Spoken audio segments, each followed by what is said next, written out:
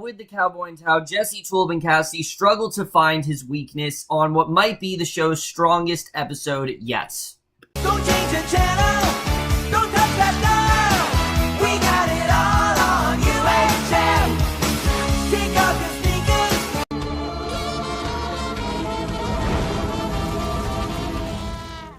Hey guys, Maverick Preacher, Season 2, Episode 6, Sokosha, and I was definitely looking forward to this episode. As you guys know, I have been absolutely loving this season, and I can understand if someone wasn't a huge fan of the last episode because, it was too slow, or it took away from the main narrative. For me, I thought it was necessary. It showed more of Jesse and Tulip's actions. It made us feel more for them. It showed how miserable they both are, and also how tragic of a love story theirs really is, and also how they can't be together. This episode, though, got us right back into the story, and for me, this is what a perfect Preacher episode looks like. This was easily the best episode of the season. Maybe the best episode we got in Preacher, period. I mean, I love this episode. It was so intense. I was into it pretty much the whole time, and I don't know what it is with Preacher and, the 6th episode of each season, but they knock it out of the park. I mean, between the whole hotel scene last year and now this, I mean, they just are consistently killing it. But let's just get into this episode because there is a ton of stuff to talk about. This was just such a damn good episode.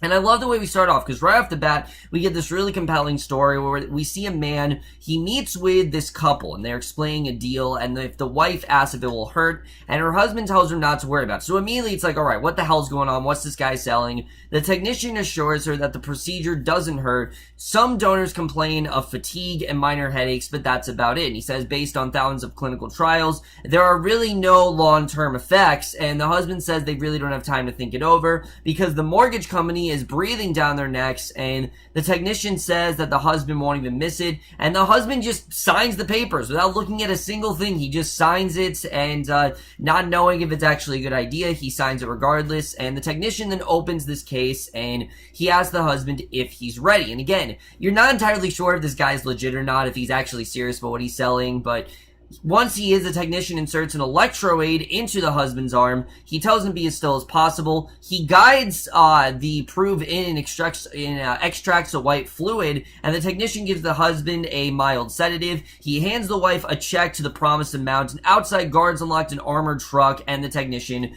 gets inside. So the guards then stop to get some food. They drive to an estate. The technician goes inside, and he meets with another client, Richard. So Richard admits that he started to have second thoughts, and then he asks an old woman, Millie, if she's ready. The technician gets something personal from Millie to confirm that it's a match, and once he does, he says that he turns the white fluid into a consumable, and he uses a centrifuge to make it into a white pill. He has Millie swallow, and after a few seconds, her Alzheimer's then fades away. So yeah, basically what this guy supposedly is selling is if you have any sort of sickness or any sort of pain, you take this pill, it can just make it go away. And that to me is extremely compelling because, is it something where it lasts for a little bit? Does it have a long-term effect? Or is this just something where it only happens for a short time? Is this like a permanent thing? But basically, Richard pays the man, the technician gets back into the armored truck, and it seems that he's done a pretty good job with doing what he does. I mean, he clearly has a lot of clients, things are going quite well for him, but again, you're not entirely sure if this guy's legit or not. I really did love the way that we started things out here, not knowing if we really can trust this guy or not, but at the same time being so intrigued by what's going on here, and the way this eventually ties into our main story, I thought was really well done, and it perfectly sets us up for the whirlwinds of an episode that this really is. So Jesse is showering, and he brushes his teeth, and meanwhile, Cassie hears Dennis coughing as he tries to bind his teeth, and Cassie tries to help him, but Dennis then shoves him against the wall, yells at him in French, and he then walks out through the kitchen where Tulip is cooking pancakes, and Jesse comes in, says that he loves her cooking. He and Cassie then sit down to eat, and Cassie apologizes for being such a bastard at Victor's, and Jesse tells him not to worry about it. So it's clear that they are moving past it. Obviously, he let Victor live. I don't know if that plot point's completely gone, but for right now, it's clear that they are moving on from it, and Cassie asks if he has anything to say to him, and the preacher says that he's forgiven. He forgives him for what he does, even though, he wasn't supposed to tell him, he does forgive him, and Tulip then joins them, and Cassie wants to go to a place where they pay people to be shot, but they settle on searching for God. And I love how Cassidy always has these other, ideas they keep getting distracted by, but it seems like now we are back to them searching for God. I mean, that's their main mystery, and they're going to continue doing it. So someone comes in the hallway leading up to the apartment, and obviously we know that probably is the cowboy, and the trio's then discussing their plans, and Jesse mentions Lara, and Jesse says that she's the lounge singer. And Cassidy remembers that Jesse was excited about her, and Jesse insists that he was excited about the lead she gave him, not about her personally. And the cowboy and Allison then come up the stairs, and Jesse tells Tulip that Lara was in trouble, and he helped her, and he figures that they need to zoom in on the serial numbers of the gun in the videotape and trace it back to the owner, because obviously she has some sort of a connection to God. And Tulip sarcastically says it's good to help lounge singers, demands to know what happened with Lara, and Jesse tells her that he did not marry her. So even though Jesse and Tulip are clearly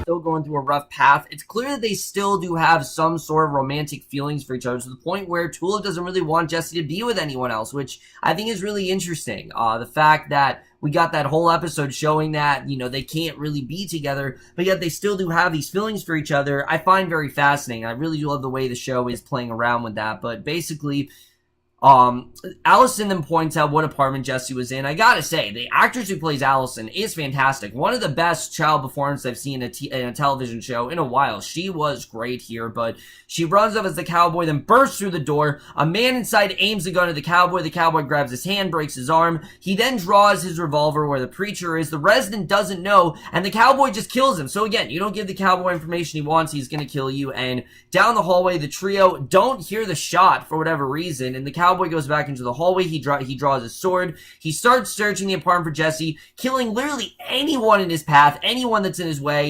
He's going to make sure that he gets, that he tracks down the preacher, and that he makes sure that the preacher is his. And Jesse goes to the fridge, he opens it, he discovers a bullet that came through it, so he knows definitely that something's going on. I love the way that they don't know that the cowboy's there first. It just really heightens the tension very well. Him knowing that obviously there was a bullet there.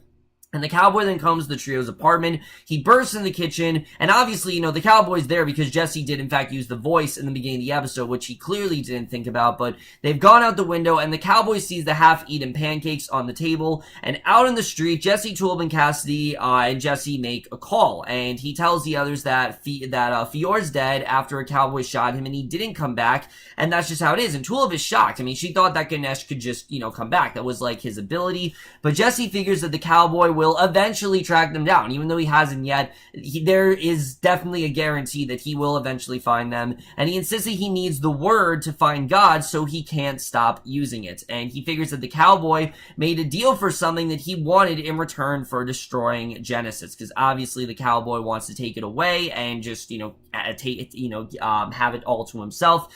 And they fear that they just need to find the cowboy's weakness, and Jesse says that they do it by reading, which makes sense. I mean, the cowboy, he seems to be this unstoppable force. Maybe if they find a weakness, they can find some way to beat him. And I love the way this was done. In typical Preacher fashion, we've seen they go to the library, they go through the old books, and they find a reference to the Saint of Killers. Of course, that is who the cowboy is, who was basically, we get a big backstory about the Saint of Killers. It's a lot of exposition here, but it's necessary exposition. And what's cool about this exposition is that this is exposition that literally Jesse, Tulip, and Cassidy are getting at the same time that we are. I mean, they plus recording on this tape, and basically, we found out that he was a man in the Confederate Army in 1861. He was dubbed the Butcher of Gettysburg, and he fell in love. They married and had a daughter, but the cowboy actually lost both his wife and daughter to disease. His soul scattered and hate coursed through his veins, and he became the Saint of Killers. And that's kind of how we met him in season 1, if you remember. And he sought revenge on the town, and then he died in a tornado in 1881, and God banished the Saint to the netherworld,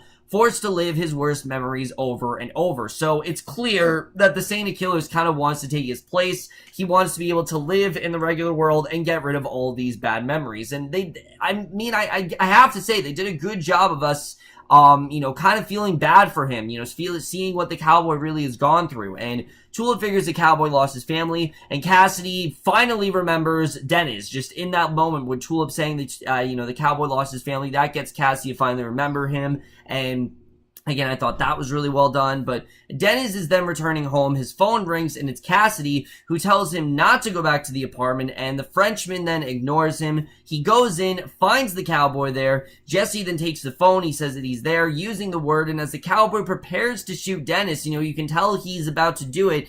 Jesse says that he's coming. He's not going to let him just shoot him.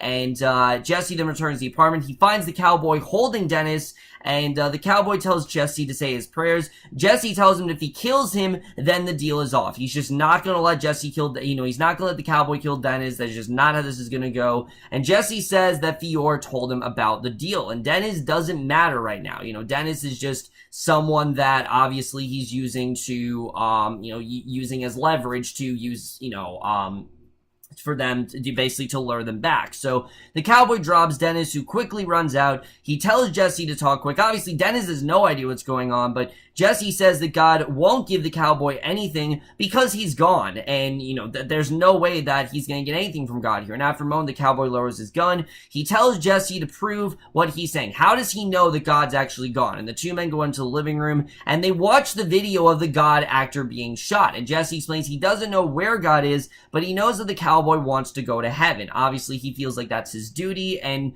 God won't get him there because he's gone. He can't do it. And if the cowboy leaves him alone, then he can. And he explains that he has a power that rivals God in him. He can call upon the angels and send men to hell if he wants to. That's just kind of how he works. And Jesse tells the cowboy that he can send him to heaven. And the cowboy asks if Jesse knows what he needs. And Jesse says that he can get it, and the cowboy will have to trust him. That basically, if he gets what he wants, and the cowboy draws a sword, considers, and then he hacks the TV apart and tells Jesse that he has 1 hour, and as he goes, he tells him that there's one more thing. So it's clear the cowboy is starting to listen to Jesse, but he's still not willing to he's still thinking about negotiating just a little bit more, and it's clear that there's a little bit more he has in store for Jesse than he thinks he does. And Cassidy, they're waiting downstairs, and Jesse tells them they'll have to wait with the cowboy while he gets a soul, and the cowboy then orders them to come upstairs. Jesse tells Tulip that he can do it. They go upstairs, and the cowboy reminds Jesse that he has 1 hour to do this. So he goes to a voodoo shop. He tells the owner, Papa Bean Jr., that he needs a soul to buy. Literally, he has to buy a soul for the cowboy, which again just shows how creative the show really is. And that's something I love about this season. They're just really playing with the creative ideas, and this was just awesome that he literally has to buy a soul for him. And Papa claims he has no idea what he's talking about. Jesse points out that he has the equipment in his shop. He knows that the shop has been selling souls for over 150 years, and Papa wonders who he is, and Jesse gives his name. Papa quickly closes the shop, and Jesse puts the cowboy's bullet on the counter, says that he'll need a match for it. He demands to see the inventory, and Papa tells him the Japanese pushed him out. They want high tech and take fractions of souls for all kinds of applications. So the Japanese buried all the shops except for Angelville, and that's hanging on by a thread. So the Japanese armored truck parks across the street. Papa says that there are souls inside, and Jesse goes over, and this is how the technician ties in the story. Because I myself was wondering, how does this really tie into everything? Basically, he calls the technician inside, and the technician can't hear Jesse or the word. And then Tulip calls, asks how it's going. Jesse tells her that he's pretty close. She warns that Dennis is pretty sick. His condition is deteriorating, whatever it is. And Jesse asks her how to break into an armored truck. Tulip asks if he has any fertilizer, and Jesse sees a hardware store, tells her that he can get some. He collects the necessary components to make a bomb. Again, just such a cool scene. He attaches it to the truck's rear door. It drives off. Jesse uses a cell phone to trigger the bomb. The truck pulls over, and that obviously finally gets the technician to recognize him. A police car pulls up. Jesse tells Tulip that he'll call back, and I thought, again, there was just really great stuff there. But Cassidy then sits with Dennis, and Tulip figures that Dennis is Cassidy's relative. At first, I thought these two were best friends. Turns out it's actually the other way around. Dennis is actually Cassidy's son, we find out, which that was a really well done twist. I thought that was honestly really interesting the way that was played out, because I was thinking this whole time that Dennis was just a close personal friend to Cassidy, but no, he actually is Cassidy's son, and honestly, it makes a lot of sense. I mean, Cassidy's 110 years old or something like that, but it makes sense why, Dennis would be, old and Cassidy isn't. But Tulip goes to the cowboy, says that Dennis is sick and he needs medicine. She tells the cowboy to let Dennis go, but he ignores her. He's just not going to do that yet. And Tulip tells the cowboy that she read about his little girl and asks what he would do. And the cowboy then grabs her by the throat. It's clear he does not want to know anything about this. He's trying to abandon that, and he lifts her into the air, says if the preacher isn't there by 3, then medicine won't help. And that's just kind of how it's going to go. Remember, he gave him 1 hour, and he tosses Tulip aside. He sits back down.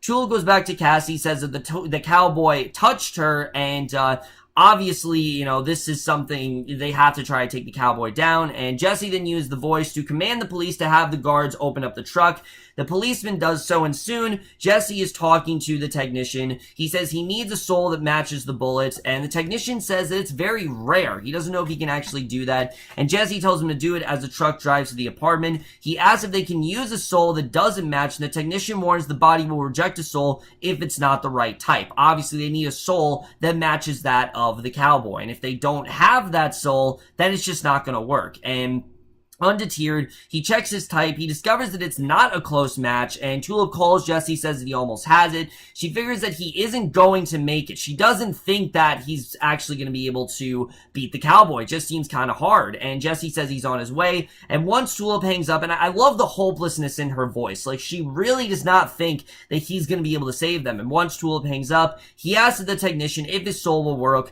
He gives the technician a lock of his hair to sample, and it turns out to be a match. So yeah, Jesse's soul matches that of the cowboy, which I think is really interesting. The truck then arrives at the apartment. The technician tells Jesse that the least he can give is 1%, and he won't even miss it. So Jesse has the technician extract the 1%. He takes the vial, he offers the technician and is meant to get lost, and he then runs inside, and basically he now has what he needs. So the cowboy then goes in the next room. He grabs Tulip, says that the time is up. He prepares to kill her. You can just tell, like, he's ready to just kill Tulip, and Cassidy grabs the cowboy's sword with his hands. His fingers come off as he does it, and Jesse comes in. He tells the cowboy to stop. He's not going to let the cowboy just kill Tulip easily, and Cassie then tapes his fingers back on, which Tulip then wonders how Jesse knows about soul extraction, and he says it's a family business. Tulip tells him she has to get Cassie and Dennis to the hospital. She and Cassie then take Dennis out, and Jesse gives the soul pill to the cowboy, and the cowboy figures that it's Jesse's. He swallows the pill. Jesse tells him to get on his knees because he's going to enter the kingdom of heaven, and when the cowboy refuses, he orders him down using the voice, and the word didn't work on the cowboy before because he didn't have a soul, but now he does. So now it makes sense why, no matter what Jesse did, the word would not work on the cowboy, basically because he didn't have that soul. But now that he does, it does work. And then Jesse tells the cowboy that he belongs right back in hell, and that's where he's going to send him. The cowboy tells him send him there along with Jesse's soul. Jesse says they'll go for a drive. He puts the cowboy into the armored truck. They drive out of New Orleans. He then wedges the gas pedal with a rock, sends it into the swamp. The cowboy screams. The truck sinks into the swamp, and that's where the cowboy's going to be for the time being. I doubt he's going to stay there, but for the time being, he is in this swamp. So at the apartment, Cassie has Dennis tie his shoes because his fingers are still growing in, and he bought an entertainment station for his son, and Dennis then flips it over to cartoons. It's a really nice bonding scene between father and son. I thought it was a good scene when we got there. We don't know a ton about these two. There's still a lot of stuff we need to find out, but it's clear they didn't have the best relationship, and I think Cassie is trying to repair it a bit, but Cassie asks Tulip if she's alright, but Tulip doesn't answer, and I got the sense that Tulip is not alright. Like, clearly there's more going on with her, and she's not happy about it at all. But in the bathroom, Jesse then hides the cowboy's revolver beneath the tiles, and once he's done, he looks himself in the mirror and stares, and basically realizes what he's truly capable of, and that is the way this episode ends. But let's just get into this episode and where it's going to take us into the rest of the season. Holy shit, what an incredible episode this was. I mean, like I said, the past few episodes, they have been kind of slow. This definitely got the momentum going, and I loved pretty much everything about this episode. First of all, we gotta talk about the cowboy, because there's no way that the cowboy is actually gone. There's no way that Jesse actually, he's gonna stay in that swamp. There's no way that's gonna happen. The cowboy is the main villain of this show. Graham McTavish is in the opening credits. I mean, there's no way that they're just gonna let the Santa Killers go that easily, and an actor of that caliber go that easily. The Santa Killers is coming back in some form, and this is definitely not the end we saw of him. But we do have a lot more answers as to what's going on. One, why is the word not working on the cowboy? Because he didn't have that soul, and now that he does, now whatever Jesse says, the cowboy will do. But I don't think it's that easy. I don't think that the Santa Killer is going to be this subservient to Jesse. I think it might wear off at some point again. I don't know how much we can really trust this technician dude. How do we know that this guy is for real and that what he does lasts forever? How do we know that this actually is a real sort of thing? I don't trust him. I really don't. Something about the dude is very shady to me, and I just don't trust that whatever he's selling lasts for a long time. I just don't see that happening. I think that this is something that is in fact a temporary thing, and I think it is eventually going to wear off on the cowboy. Even more interesting, however, is the reveal that Jesse's soul basically is the one that matches the cowboy's. Now, I'm not going to draw any conclusions here, but I'm hearing that the finale of Preacher Season 2 is going to be extremely shocking. There's going to be a huge twist, and again, I'm not trying to say I'm right, but I'm going to go out on a limb and say that I think this season is going to end with Jesse giving his soul up to the Santa Killers. I think that's how this is going to end. I think that's basically what's going to end up happening this season. Then we're going to see like this darker side of Jesse next season. I can already see it kind of happening. We've already seen this darker side of him brewing, and I think we're definitely getting to that very soon. So I do think the season is going to end with Jesse giving up his soul to the Santa Killers. I think that might be the only way to get rid of him, but we'll have to see the way that really plays out. I think that, again, is going to be very interesting to see what happens with that, and that's something as well I'm definitely very interested in getting into. But the other big reveal, of course, is Dennis. I mean, Dennis and Cassidy, we've known they've had something since he invited Tulip to, live with Dennis, but now it's not that. It's not just that these two are best friends. They are, in fact, father and son. And it makes a lot of sense. I mean, obviously, Cassidy, he's looked out over Dennis like a son, and now it makes sense. That is actually his son. We don't know too much about their overall relationship, but I'm pretty sure we're going to get more into it. We're going to find out more about Dennis and Cassidy, the kind of relationship they had, where they've really been after all this time, what split them apart. I mean, there clearly is a lot more of the story that we don't know, and I think that definitely is very interesting.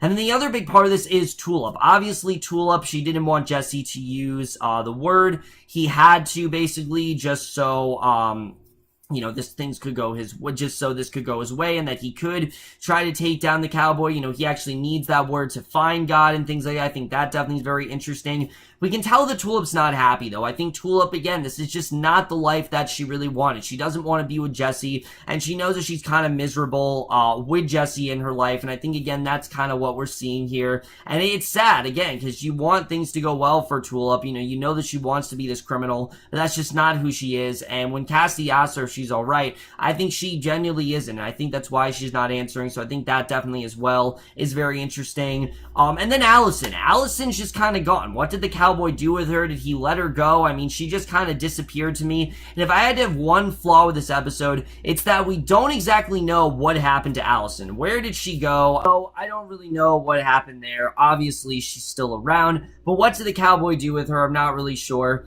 Other than that, guys, this was without a doubt probably the best episode Preacher's really given us. It was intense. It was very insightful. It peeled back the layers of the cowboy in a way we haven't really seen before. We saw kind of what the cowboy's gone through. And though we haven't really seen that tender side of him yet, we did see it in flashbacks last season. I have a feeling we are going to see some sort of connection between the Santa Killers and Allison. There's clearly something in Allison that the Santa Killers feels that he should let her live. Because everyone else we just seen, he mercilessly kills. But for some reason, he has spared Allison. And we don't know why that is. But I have a feeling that she may be the key to possibly saving the Santa Killers. And I don't know how that's all going to turn out, what's really going to happen there. But I doubt that he just let her live. I think there's definitely more going on with that. I think there's a reason why he has a connection with her. I don't know if he actually killed her, but we'll have to see the way that really does play out. overall, guys, this was probably, like I said, this was by far the best episode I think Preacher has in fact given us, and I am absolutely going to give Preacher Season 2, Episode 6, Sokosha, an A. Guys, this is what I want in Preacher. I mean, this season has been so damn entertaining. They've really been going more